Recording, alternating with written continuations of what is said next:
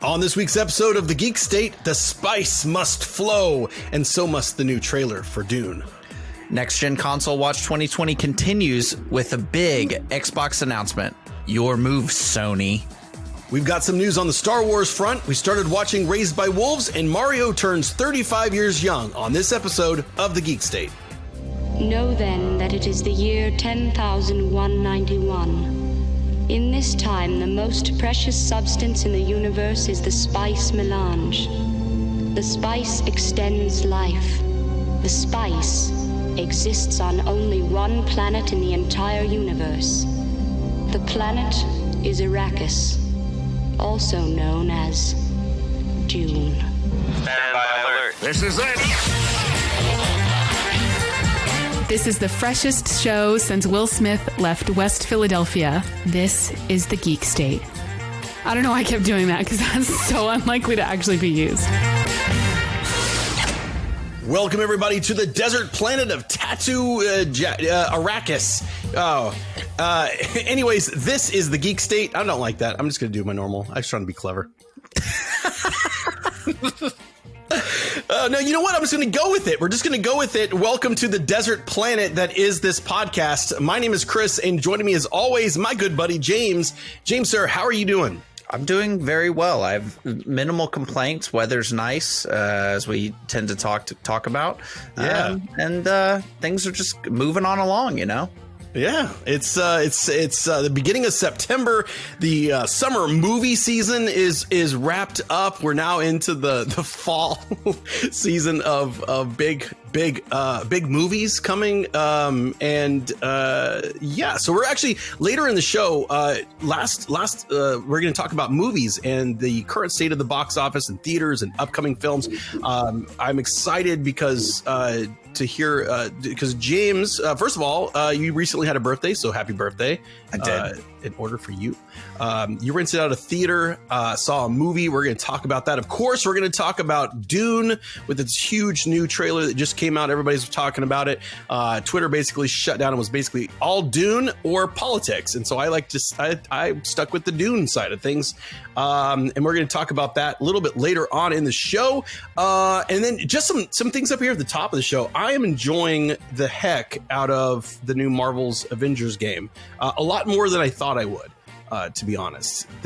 Those first trailers didn't really quite sell me on what it was, and the story and just the scope of things is really drawn me in. James, have you had a chance to play Marvel's Avengers yet? I have. I've been playing it. I'm playing it on PC, and I am enjoying it as well. Some of it is a bit cumbersome, in my opinion. There's like some UI things where you're trying to figure out like what you're supposed to, like you go to your little map and there's nothing that is to your level, and like just switching characters is a pain in the butt. It can become a little cumbersome, but the game itself, the gameplay is quite good. All the Avengers play fairly differently.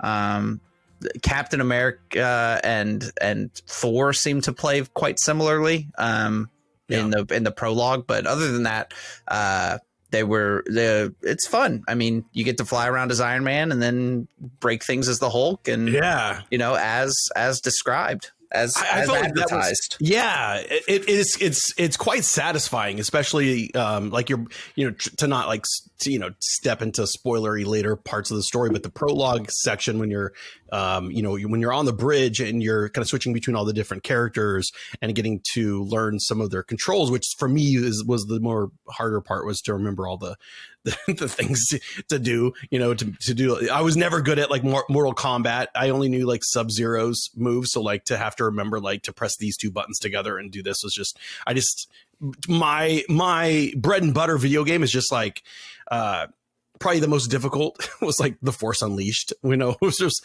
there was a little bit more than just swinging a sword around and punching and stuff like that. But slowly got the hang of it. So really enjoying Avengers. Only have maybe a couple of days play worth into it. So kind of still early for me in the storyline. So probably more on that when we get towards the end and giving more people the opportunity to play it.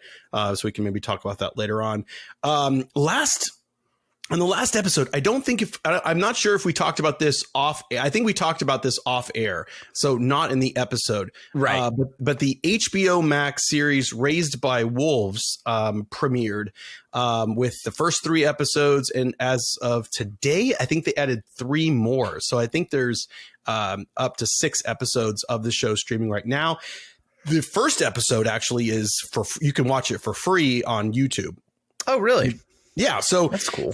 If you're interested and you don't have HBO Max, go give it a shot. I will say it's that first episode is a slog. Like they really should have put the first 2 episodes up, because the first episode it's weird. Okay, yeah. Like is it a lot of exposition and stuff? Because the comment that you're referring to that we had off it is that I thought it could be either the greatest show of all time or one of the most incoherent shows ever, because it's literally looked like it made no sense. I'm only 2 episodes in, and that's why I said they should have put the second one up, because the second one raises it invites more questions. And I mean, it asks more questions. It kind of puts something in the back of my head, like, oh, I'm looking at this from a different point of view. I'm now a little bit more intrigued about certain characters that I'd met in the first episode, but kind of thought were kind of one dimensional. But yeah, there is a lot of exposition, but here's the thing. It's not like they do spend some time at the beginning that's like Earth dead, everyone gone. You either are a believer in this like religion, or you're an atheist, and only the religious people have the fancy ships to like leave Earth. Gotcha. But it starts off with like, we are robots. Let's make babies. Plug baby embryos into robot lady. You know, I'm really selling it, aren't I? Yeah, it really makes me want to boot this up immediately. It is an enjoyable show because it's very big in scope. It's Ridley Scott. The second episode starts back on Earth during the war, like the end of it, and kind of gives us some stuff that makes you think. But I will say, when you're watching the first episode and we get around to the babies, which happens pretty early on, instead of going with what I would assume would be the more realistic thing, considering the results, to go with CG babies, to make some CG babies. Instead, they went the route of like the Twilight movies and went with very creepy, unrealistic animatronic babies. Oh no, I thought you were going to be like toddlers. Like they get, you know how sometimes they'll do a newborn baby in a movie and it's clearly like 8 months old. Oh, like Padme. Like Padme's like, oh, I've got twins, but she looks like 3 or 4 months pregnant at most, and then out comes like a 4-month-old 17-pound baby. 2 of them. You know, it's just like, yeah, no, these are appropriately sized.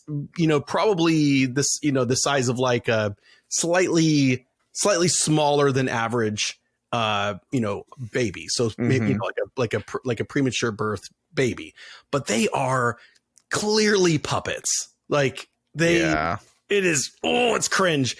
But I do suggest, because it's free, it's on YouTube, to give it a shot, because it kept me till the end, and even made me question, like, even though it was like 1 o'clock in the morning, like, should I watch the next episode? And I was like, I'm interested, but I'm going to watch it later. Had it been earlier in the day, I probably would have kept going, which today I watched the second episode and I was like, okay. I'm starting to kind of see where we are going with this.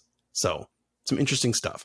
And I also jumped on the Lovecraft Country train since our last epised as well. Oh yeah. How are you liking that? How are you looking at? I don't know. I don't know how to describe it. Well, first the opening, which is, I think, what you said was what hooked you. Right. Just like, what is going on? Yeah, it's wild. I thought that was going to be the whole show. I was a little disappointed when it wasn't, but yeah, it's still good. I'm still kind of like learning what the show is. It's got it's pulpy and but also like deals with a lot of like race issues and just, you know, the probably more of a reality of, if this was taking place during this time. But then it also it's like historical sci-fi. Yes. Like they have historical fiction. This is historical sci-fi. Because that's what took me a second to kind of get into, was like, this is, like your brain is going like, this is historical. This is like really realistic for set in that time period. But then like, there's these like monsters and stuff. And then I'm like, wait, what is this? Like, what am I watching? But I want to watch more. And then there's like cultists and like spells and power and like, I don't know what's going on, but I'm enjoying it. So I probably wouldn't have watched it had it not been for your recommendation on the last episode. So appreciate that. Of course. Let's go ahead and jump into the news.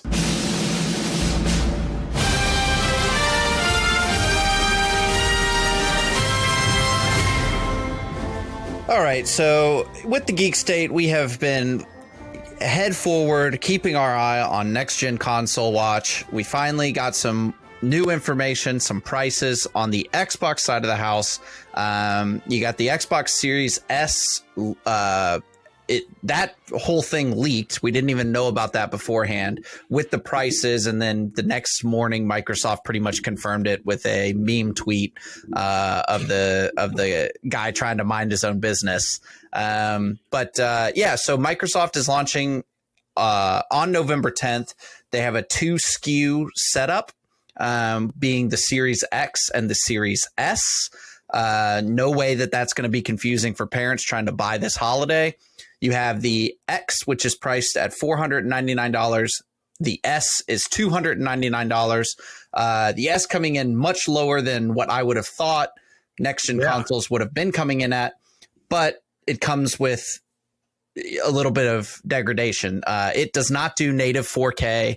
It has a lesser GPU than the X does, and a smaller hard drive and no disk drive. So it is, in my opinion, a far inferior piece of equipment than the X would be. But if you don't have a 4K TV, if you don't care about that, then it would be a fine option. My biggest issue with the X, though, is the hard drive being only 512 gigs. That is very small when you're talking about games being 130 gigs. Yeah. I mean, you're talking 3 games, because the OS has to take up a decent amount of that, probably 40, 50 gigs would be my guess. And then, so you're only going to have 450 to play with. There's no drive, and there's no optical drive. So you have to, every time you want to switch out your games, you've got to delete them and then re-download them. Right. With data caps, that's a huge issue. I mean, that's so true. I know I have to pay extra to not have a data cap on my internet. Oh, I didn't realize. I guess I'm just spoiled. I don't have any of that. I had 1 terabyte was my limit, but with all the COVID and working from home, I was getting close to hitting it. So I had to upper up, get the unlimited. What I don't understand, James, and I'm sure you're not going to have the answer just because it doesn't make much sense. The Xbox One series, the Xbox One S is also $299. Like if I went to Walmart. The One S is? Oh, really? That's the MSRP for it? I think so. I had looked up, but there's also let's look this up. Xbox, just some live Xbox One S. Well, you're probably going to have a lot of search engine de-optimization trying to Google this, because the Xbox One S, the Xbox S, the Xbox Series S, the Xbox S all digital. It's a and mess. Both S's are fairly generic white boxes. Yeah. Like, one looks, I mean, the new one looks like a teller at like Sonic or something, or like a drive-through. I think if you flip it over, it looks like a hot plate. It sure does. Yeah. I'm getting dorm room flashbacks over here. Or a Fall Guy. It looks like a Fall Guy. Yeah, no kidding. So what I don't understand, and maybe, potentially some folks out there listening, because, investing in a new console is an investment. If you're in the market and you're looking and you're between the PlayStation 5, which we've done stories on before, we talked about it last week with the invitation system, and the Xbox next gen consoles, the Series S and X. It's looking, the way I'm interpreting it, so correct me if I'm wrong, if I got this idea wrong, is that all the games that are coming out for the Xbox Series S and X are going to be sold in the same type of box. And if I only have an Xbox One at the time, I could play that on the Xbox One. And then when I get an Xbox Series X, I could play that same disc. You can play the same disc in your Series X. Yes, that is correct. That is my understanding. It will not be the Xbox One X version of the game, however.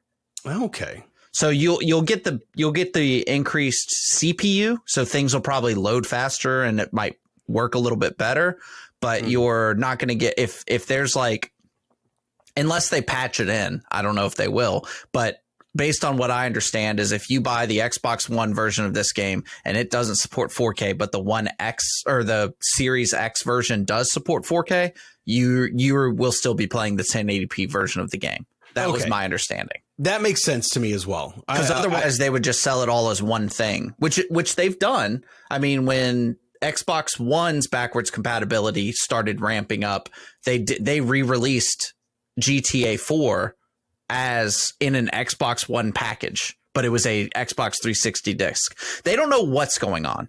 This is just very much PC like. This is like, you can either get the good the good gaming PC, the Series X, or you can play the same game on the Series S, but you have to like turn the sliders down. You know, you're like, oh, not quite so much on here, and then textures, it's not gonna be that good, and ray tracing, it's gonna be okay here. That's kind of how I'm looking at this, and this is, I think you're right, and this about like some confusion and potential disappointment come Christmas time, because you're going to be because an Xbox One is an Xbox. I mean, well, not really anymore because of the the kind of upgrade, kind of like the PlayStation Pro did, but if you're getting it from a parent's point of view, who's used to like it's a Super Nintendo, it's a Genesis, it's a PlayStation 2, right? It doesn't matter which one I get, they're all PlayStation 2s, and they all play these games the same, right? Which is kind of it's that breed is kind of aging out a little bit, right? Those people, their kids are in college and can tell them exactly what they want. You know what I mean? So I don't think it's going to be like a huge issue, but but why? Like, why do we call it an Xbox, then an Xbox 360, then an Xbox One, then an Xbox One X, then an Xbox One S, then an Xbox One SAD, then an Xbox Series X, then an Xbox Series X or a Series S? It's like, just call it something. Oh, I'm sorry, I can't say that, but just call it something different. Yeah, no, and that's and I guess I'm getting kind of Wii U flashbacks here a little bit as well, because back when the Wii U came out, people who had some kind of market confusion, they thought it was just an upgrade to the Wii. So it was like, oh, this is not a new console, it just has this new controller thing. And what I guess what I'm thinking before we move on to our next story is that it's going to come out this holiday season. We know it's not going to be it's going to hit, and then it's going to be gone, and no one's going to be able to find it. And then parents going to walk in and go, oh God, I'm supposed to get a new Xbox. Oh, look, they've got one. It's the S, just like my kid asked for, or the X, just like my kid asked for. Right. That part is very true.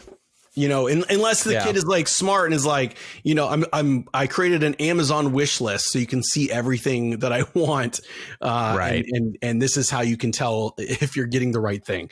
So super confusing. I mean, we did say in the last episode that it was sort of a standoff between Sony and Microsoft, like who's going to release pricing and some of those details. And Microsoft did it again and said, okay, here it is.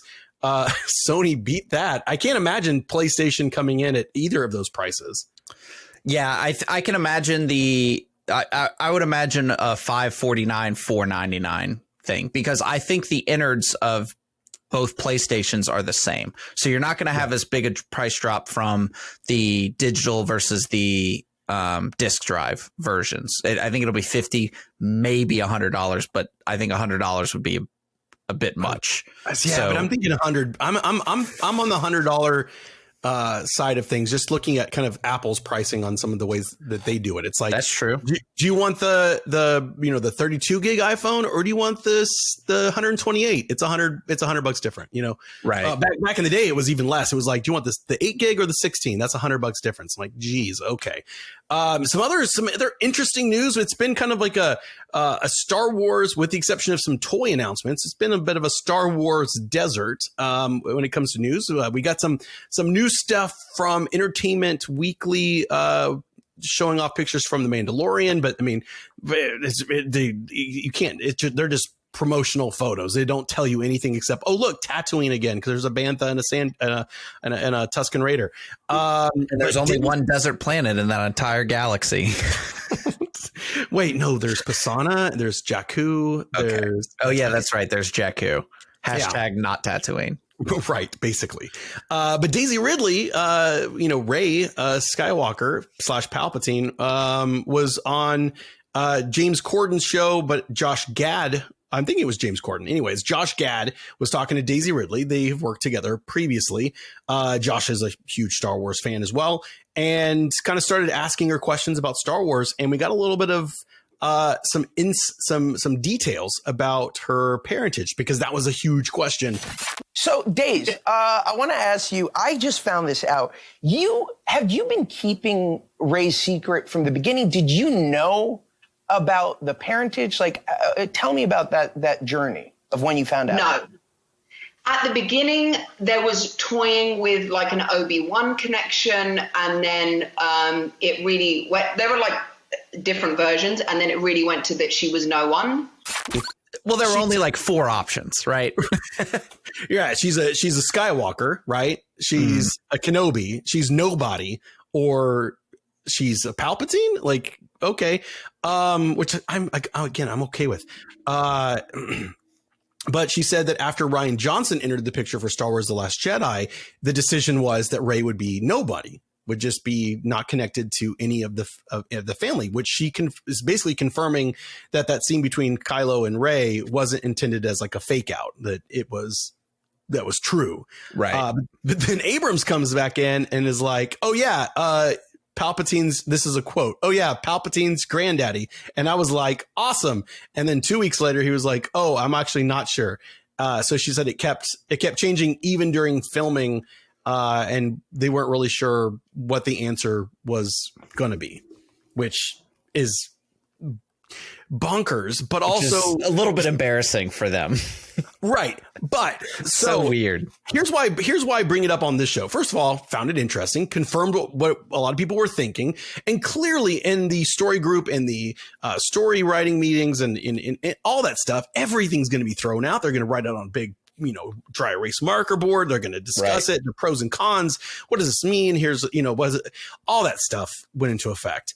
But then you've got the clickbait YouTubers and folks on Twitter like, ooh, Star Wars, they lied to us.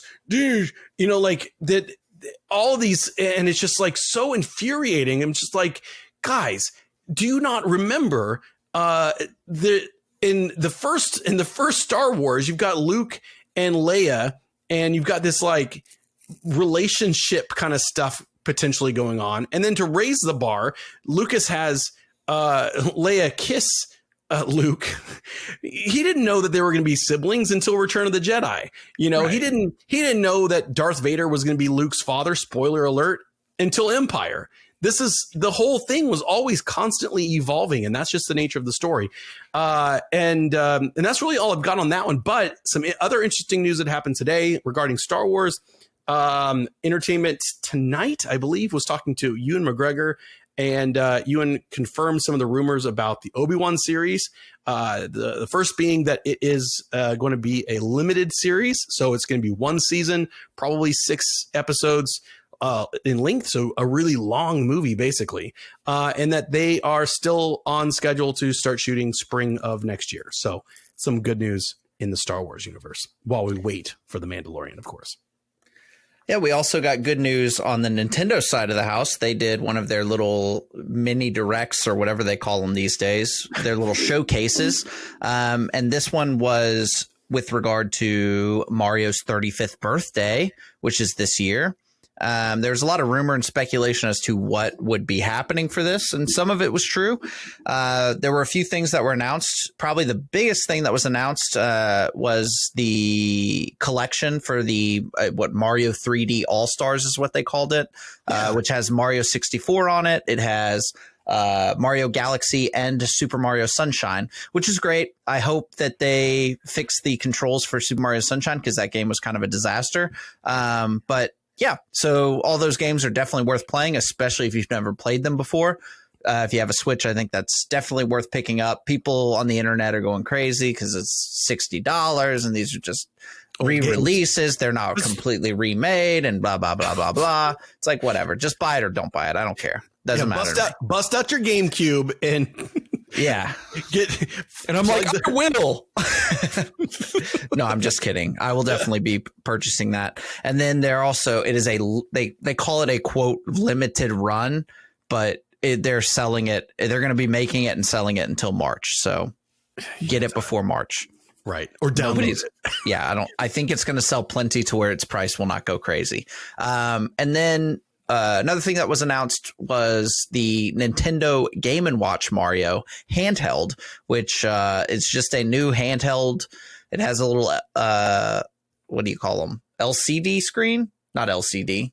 Yeah. Yeah, LCD. Sorry, I was trying to confuse it with the like old LCD. Yeah, Tiger LCD, which was what the Game & Watches were back in the day. But a modern color display. Yes, but not a nice display. One. Not like an OLED or anything. It's just a regular. No, it's a little $50 handheld. It comes with Super Mario Brothers and Super Mario Brothers The Lost Levels, which is Super Mario Brothers 2 in Japan. That got released on Super Mario All-Stars on the Super Nintendo here in America. It was the only time we ever got it.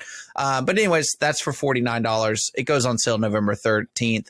I'm sure it's going to sell out, but I have very little interest in purchasing it. And then there was one other announcement that I was the most excited about that no one else seems to care. There's a new game coming called Super Mario 35, which is in the same vein of Tetris 99, where this is a battle royale with Super Mario Brothers. See this. So it's a battle royale with Super Mario Brothers. Everybody plays the original Super Mario Brothers. This is my understanding of it, so I might be a little bit off. Everybody that you're playing against 34 other people.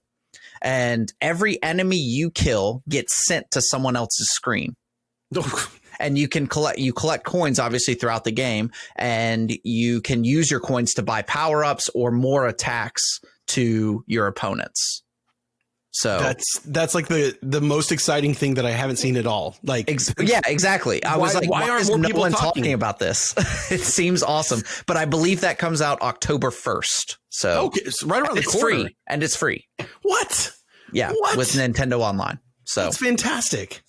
Everyone should pick that up. You got Mario 35, and then the next day we've got Star Wars Squadrons. Oh, it's beginning October. Oh, that's right. That's coming soon. Very excited. I just saw a tweet from their developers saying that the game has gone gold. So that's good. It's good news. We've got a month to go. So that's excellent news, which I'm really excited for both of those. And then, of course, at the end of October, they announced that October 30th, Mandalorian will start airing on Disney Plus. So good for them. We don't have a trailer, but that's I'm kind of okay with that. I'm kind of okay with not having a trailer at this point.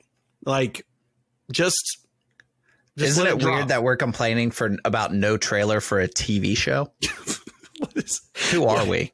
We're just. What have we become where we demand a trailer for a series? For a TV show. For a 10-hour series, you need them to cut that down into 30 seconds for your little beady eyes. Yeah, I do.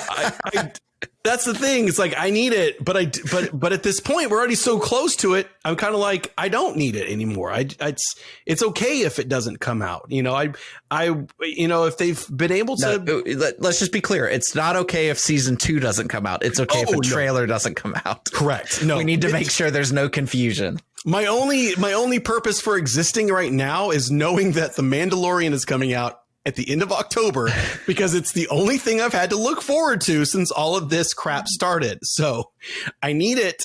I need it. But I'm okay with no trailer for the time being. Speaking of trailers, we're going to head over to the box office because the box office is open. Take out the officials counting. This is a feature presentation. And now, on with the show. So last week with Labor Day, big holiday season, typically big movies come out. It's a big tentpole release date for most movies. But it's this year, of course, 2020 being the year that is just the worst, pretty much all around. We had a couple, actually there's a few movies that kind of opened around the time of Labor Day. A bunch of movie theaters who had been laying dormant reopened as well, for this film because Warner Brothers was insistent that it be shown on the big screen in the typical indoor theater experience. And, while I have not seen it myself, birthday boy James, feeling all fancy, rented out an entire theater for him and his friends to watch Tenet. So I want to hear everything about what this experience was like, acting like the bougie fancy dude who rents out the theater all to himself to watch a Christopher Nolan film. Well, bougie seems a bit much. It's actually shockingly cheap to rent out a Cinemark theater if you just look at their promotions that they have going on their website. So let's just put it there. It's not a bougie thing to do for your birthday. It's less than probably taking your kid to the skating rink with his friends for that kid's birthday. That's be true. Very clear. Cheaper than a trampoline park. Right. That's probably $200 or $300 more expensive then what I did. But anyways, I wanted to see this movie. I've said it for a long time. I wanted to see Tenet. When I heard that it was coming out on or around my birthday, I was able to, procure a theater to view it. I wanted to do it in a very safe way, or as safe as possible, I guess, as they would allow. And we did. And I got to say, I was pretty impressed with this setup. So we went to a Cinemark. I don't know if all theaters are like this. I'm sure they kind of got together to figure out what their protocols were going to be for this type of thing. But I hope so. Well, I meant like all the theaters. I'm sure they're running a pretty similar operation, right? Okay, gotcha. When we went in, I don't know if everyone noticed this, but the seats, they weren't wet, but you could tell they were recently cleaned, if that makes sense. Okay. And so it was clean, in my opinion. They also had a little stand in the front with towelettes or whatever, the Clorox wipe type stuff, and some spray if you wanted to use it. I don't think anyone in my party did use it. And yeah, so that was it. And then when we left the theater, there was somebody there waiting to clean it with essentially almost like a pest sprayer, if you know what I'm talking about, like the backpack sprayer. That's how they were spraying down all the seats, was with one of those. Interesting. So there was somebody waiting at the door to go in and spray all the seats down again. So they're doing that in between every showing. I don't know if they're doing every seat or if they just know where people were sitting based on tickets. I would assume it's just as easy to do every seat. But it seemed clean.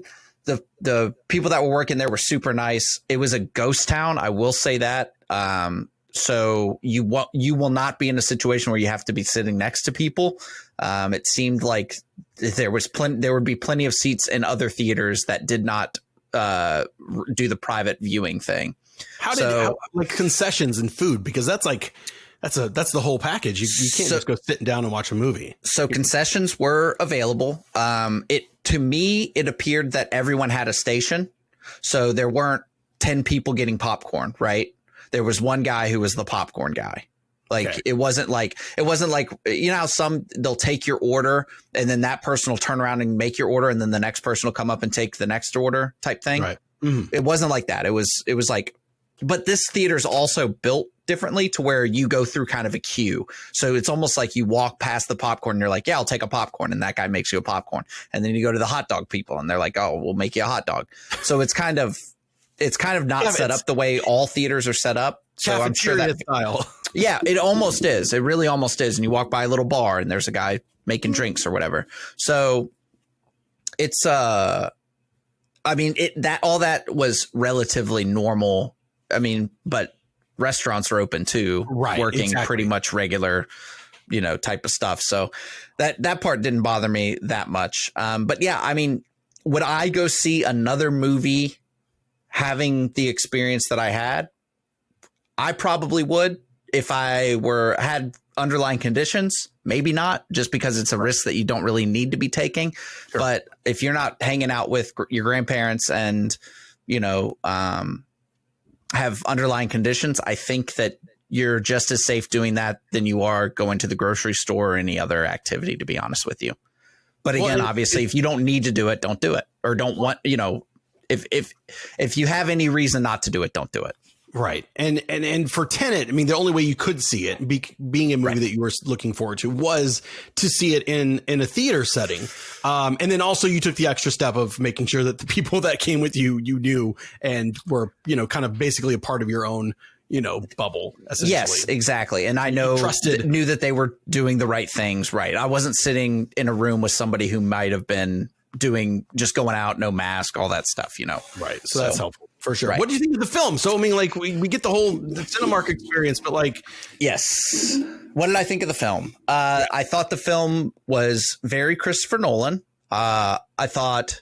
I'm not going to get into any spoilers at all. So, it was a very Christopher Nolan film. It made you think. It gave you reasons to think.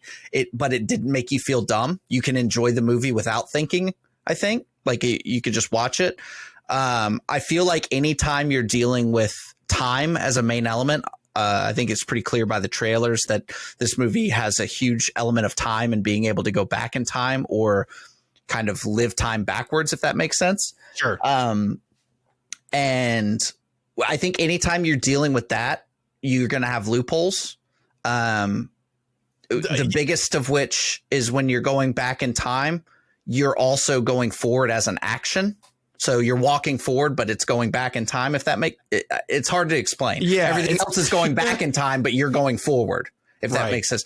Whereas that doesn't make any sense to me. Like, why does that happen? Kind of thing. But it's a great movie. Robert Pattinson was awesome in it.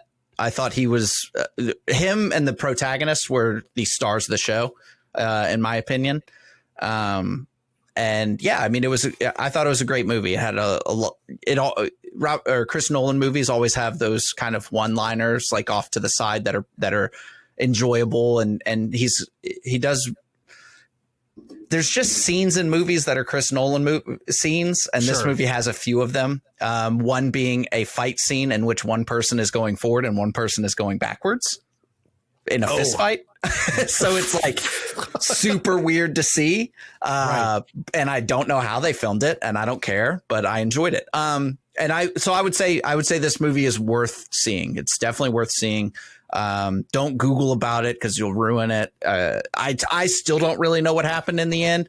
But it was awesome. It's like a lot of fun. Like it's Inception. At the end of Inception, you're like, wait, so what? Like, what's it? Is this the truth or is this?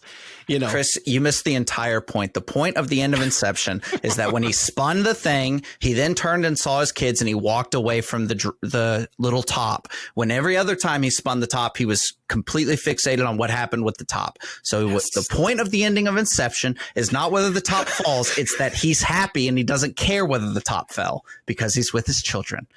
You simple person.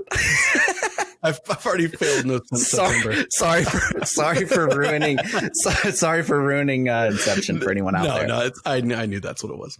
I just remember having like long drawn out things like, does it fall or not? It looks like I'm like, looks like it's about to fall. It looks like it's about to fall.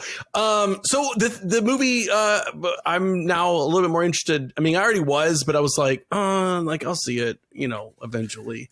It's not a movie that you have to see in theaters. I think Christopher Nolan might have been a little bit presumptuous in being like, this has to be seen in theaters. And I don't know that that's the case. Well, and it's, it kind of is not really the case anymore. It pulled $20.2 million domestically. I think worldwide it was sitting at like 153 million last time I checked, which, I mean, considering everything that's going on, I mean, that's still like, that's not terrible, but it is causing Warner Brothers to backtrack a little bit on its only in theaters mandate, because now in some areas, like for example, like Los Angeles, which is like currently on fire, you're going to be able to it's going to start opening up in some drive-ins. So in areas that don't have theaters, it's going to start rolling out to some drive-in theaters, which is a crazy thing to be saying in the year 2020. Like, oh, you can go see this new Christopher Nolan film in a drive-in theater.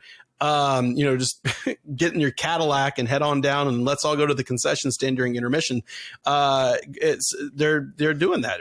And 20 million, not super great. It's not the wild return to theaters that a lot of people were thinking that. Well, I mean, I think they were optimistic. They were like, maybe this can bring people back into theaters. AMC, Cinemark, Regal, all these big chains reopened, took on the cost of bringing back their employees, turning the lights on. I'm sure projectors needed all kinds of maintenance and things from just sitting around. Right. They're digital, so it's I'm sure a lot less than had they not been like properly maintained, old film style projectors. But $20 million is not enough money to make Sony Pictures entertainment chairman very confident. He recently was just saying that we won't do the same mistake of putting a very, very expensive $200 million movie out in the market unless we're sure that theaters are opening and operating at significant capacity. This was in an article talking about Ghostbusters Afterlife, which was a summer 2020 film. And it has moved to March of 2021. Maybe that's because it's a Ghostbusters movie is why it's going to do bad, and not because it's maybe it's because it's a dead franchise. That's why it's going to do poorly, and not because it's COVID. I don't know. I mean, they could have saved that movie. Maybe potentially, but I'm just kidding. That movie looks fine. The movie looks fine. But I mean, you've got a lot of uncertainty still. And imagine being one of these big theater chains that was like, okay, we're going to reopen, but you got to send us blockbusters. You got to send us these big movies and now everyone's holding back. Yeah. And everybody's holding back. Warner Brothers right now, their rumors are going around that they're considering pushing Wonder Woman 84, which right now is currently slated for October 2nd. That they're considering moving that to November or even possibly December, which if they do that, that means that you've got another Warner Brothers film that we need to move. And that film is Dune, which was set in this. I think I want to say it still says the date on stuff, but I don't feel like the trailer did. I think the trailer just said only in theaters. The rumor is that's going to get moved into 2021 as well. And speaking of Dune, Dune had a big trailer. And they rolled it out in the weirdest on like live on Twitter, which like a 3.5 minute trailer, wasn't it? It was long, wasn't it? It's a long. Yeah, it's I think 3 minutes and 4 seconds or something. I think they had a couple that had a little bit more of like an intro or something. Right. It's a long trailer because Dune is a fat book. Like I have not. Okay, just fair warning here. I don't know how to pronounce the director's name. It's like Denis Villeneuve. So I'm not. It looks like Dennis, but it's not Dennis. I don't know much about the lore of Dune either. And that's. And I've watched the old film. I still don't 100% understand what Dune is about. I know they're trying to get spice, and there are sandworms. Correct. Which that's all sounds I know. Like and that was because of a video game. Which to me, you just throw Reba McEntire in there and you got Tremors. So I don't know too much about Dune. So please forgive me for not knowing too much about the characters or how to say things or pronunciations, because I will fail, and I will fail you as a sci-fi nerd, because Dune has always been to me a very I know it's precious to a lot of people. I know that it's important. I know that it is highly respected, but it's also quite intimidating to try to get into, because in the same way that like in some ways like Lord of the Rings was for me, like it's just got a lot. There's so much there, and it's a fat book, and I don't like reading to begin with. And the David Lynch movie was I mean, it had Patrick Stewart in it, so that was cool. But I never I never could get super into it. So of course, there's so much excitement for this trailer. It drops, Twitter goes nuts. I watch it and I'm like, this looks great. I don't know what the heck's going on in the detailed stuff. I'm watching these I'm watching some like breakdown videos like, oh my God, you see this or you see that. And I'm like, okay, that just looked cool, I guess. But let's just talk about the look of this trailer. James, just kind of first impressions on just, when you just without knowing much about Dune at all, like how's this looking? Does this get you hype? Yeah, it looks good. It looks like it has a decent amount of action and world building and things like that. My only concern with it is I was like, oh, this guy's in it. Oh, this guy's in it. Oh, this guy's in it. Oh, this girl's in it. And then it's like, wait, how are they going to introduce all these characters? How are they going to give all these characters motives? Like in one movie? That's my biggest concern. I think it's just going to be. My only concern is that it's going to be too much for one movie where they're just like, oh, and then there's these people, and then there's like, almost like it was a 5-year-old telling you how his day went. You know what I mean? Like that's what I worry about. Yes, absolutely. Well, you brought up two things, and the first thing being about how you're going to fit this all into one movie. It's actually going to be 2 movies. Oh, well, there you go. There's the start. They took the novel and they split it up. So we're getting Dune. And then I'm assuming that this film will have wherever they decide to end it will be like a satisfying, like this is the end, but then like maybe more. So right. I'm assuming it's going to do well, but it could also flop. I mean, it could be, that people are just like, this looks like a BioWare game. Like, I don't know. That was the vibe I got like from the armor and stuff. I was like, is this Mass Effect? Mass Effect, yeah, it definitely did. How like all the back pieces kind of came up to the middle of the head and things like that. Yeah, so I was like, I like the look, it's cool. And the second thing you brought up was the cast, which I was kind of like, okay, very Game of Thrones, except in Game of Thrones we got 10 episodes to introduce all these people. But this cast is it is stacked. You've got Timothée Chalamet playing our lead character Paul Atreides. You got Jason Momoa, Josh Brolin, Dave Bautista, Oscar Isaac, Stellan Skarsgård, Javier Bardem, Zendaya. Like this, it's a stacked cast. Like it looks, as far as like the who's who of just action and just the people with a unique look to them. It looks awesome. The trailer shows the scene with the box, which have you seen the 1980s Dune years film? And years ago? I could not answer a single trivia question about it unless that trivia question is spice involved in this film? The answer is yes. The answer is yes. Blue eyes, spice, and worms. But one of the only things I really remembered from the original Dune was the scene where Paul is being it's basically like, pass this test to prove that you're a man, put your hand in this box. What's in the box? And the lady's like, it's pain. And if you pull your hand out, she's going to kill you, basically. And I was like, okay, like this looks familiar. So that's cool. But it looks cooler. It looks a little bit less. I've always felt like the other one, which I do love, like the Mobius inspired like design work from the old one. This one's it looks a little bit less weird for the sake of being weird. So that I appreciate.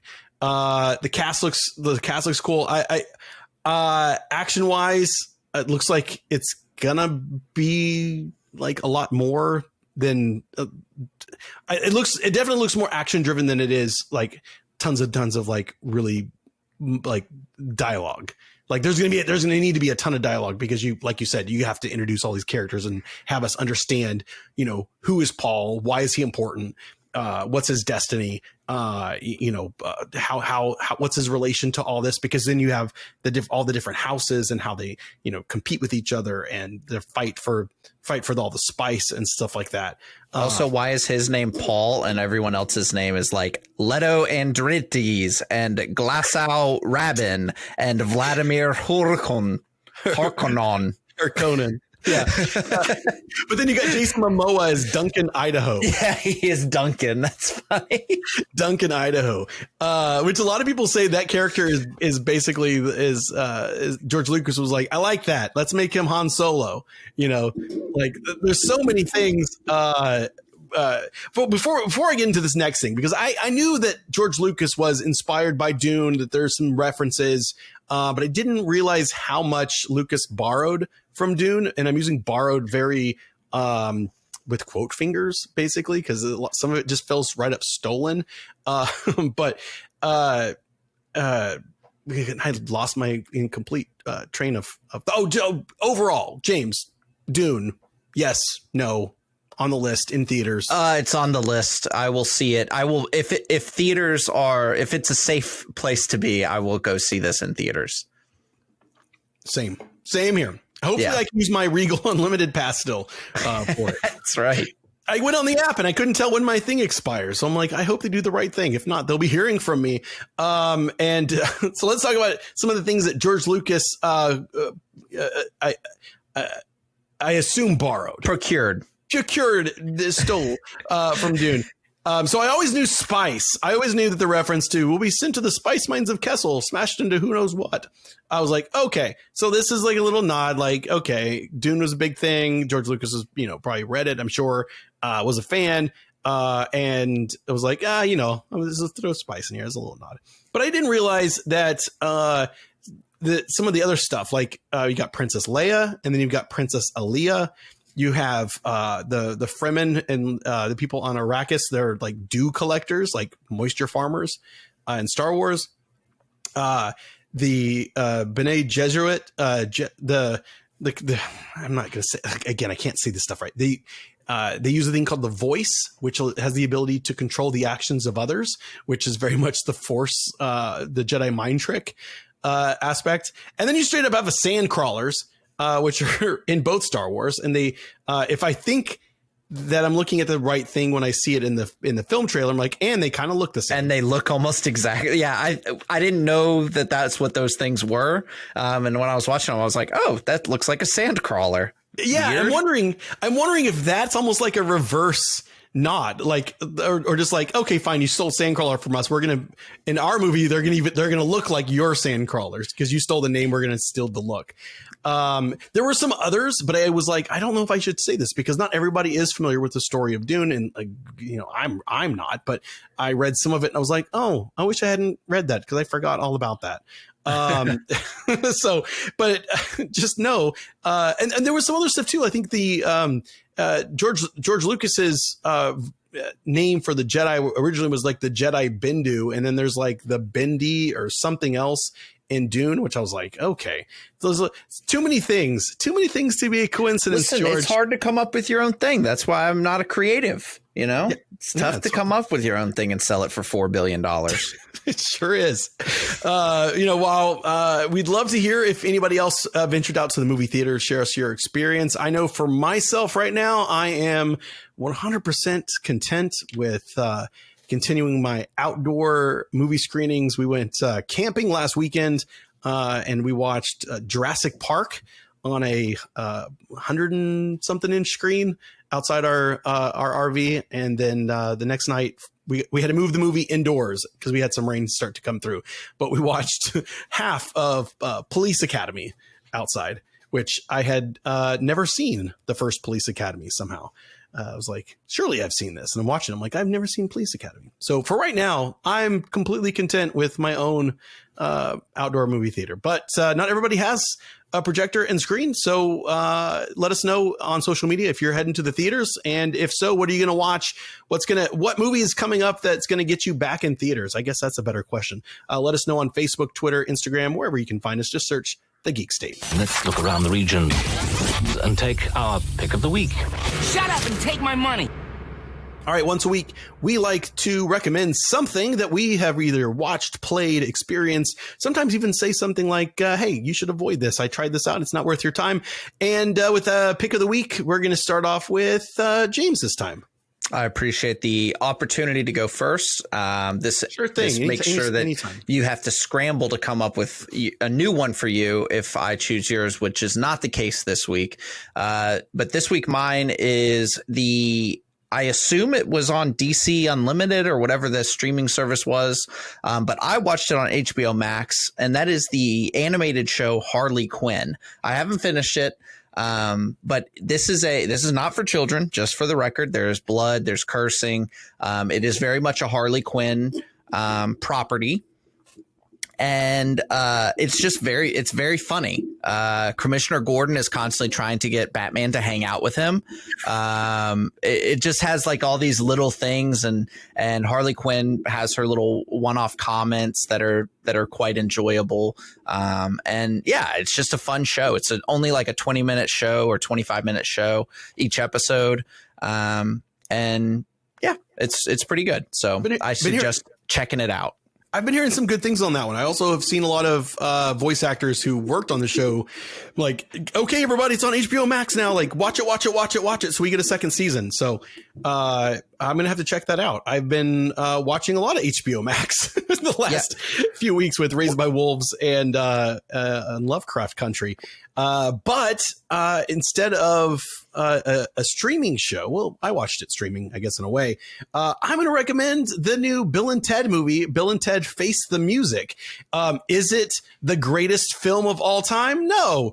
Was I thoroughly entertained the entire experience, the hour and a half of that movie? Absolutely, yes. It feels like a movie made in the 1980s, and then but with this century's technology. It doesn't. It's just like here's a series of events that happen, ending with an ending, and I just thoroughly enjoyed it. They explain Carlin and set up the future and why do they have to save reality as we know it, because they have to write a song, and then there's their Bill and Ted both have a daughter. So at first I was a little concerned. I was like, oh, are they just going to do Bill and Ted? But it's like, it's just like the daughters, like they're doing that thing where it's just like, it's the same movie, but now it's about our daughters. It's not. They're heavily involved in the storyline, but everybody is, even their medieval princess wives from the first film. So really, really enjoyed it. It's like $19 to rent, but $24.99 to buy. So went ahead and just bought it, and now I can watch it anytime I want.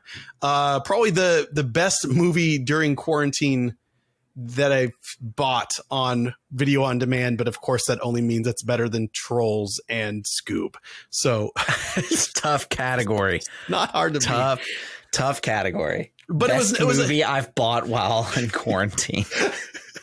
You haven't seen Mulan yet? I heard that was good. I haven't seen $30. Yeah, I did get some information a little bit more on that. There is so much controversy around Mulan. I didn't want to really get into it, but I guess you're gonna make me. I'm just kidding. I didn't mean to. I'm not going to get political, and I'm not going to talk about that stuff. Understanding what the Premier Access thing is. I saw a lot of people like, what? I already pay $6 a month. Now you want $30? Yes, because it's a new movie that was going to come out in theaters, and they decided instead of just putting it up on regular video on demand, like you would go to your Amazon account or your iTunes or whatever and buy it, they want you to watch it within the Disney service. It's only available for this Premier Access up until November 3rd, I believe. And then there's going to be a month gap. And then Mulan will be free for everybody who already has a Disney subscription December 4th. So if you can wait on December 4th, if you can wait a little bit, you'll get Mulan as a part of your current Disney Plus subscription. But if you want to watch it now, it's $30. Live with it. That's just the way it works.